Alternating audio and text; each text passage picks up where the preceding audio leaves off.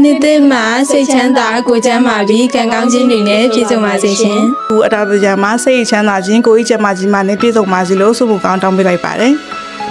နှစ်ဟောင်းကညစ်ကြေးတွေကိုဆေးကြောတန့်စင်ပြီးနှစ်သက်မှာစိတ်သစ်လူသစ်နဲ့ရှင်လန်းချမ်းမြေ့ကြပါစေရှင်။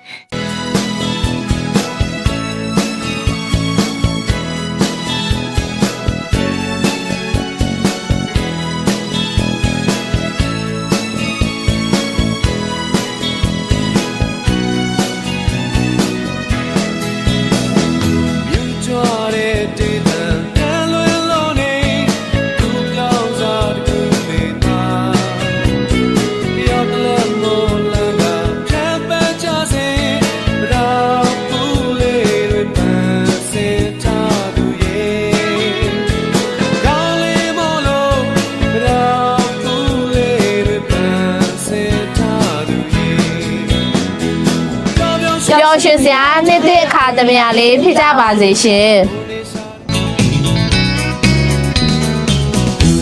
မေပြောသည်တင်ညာခါ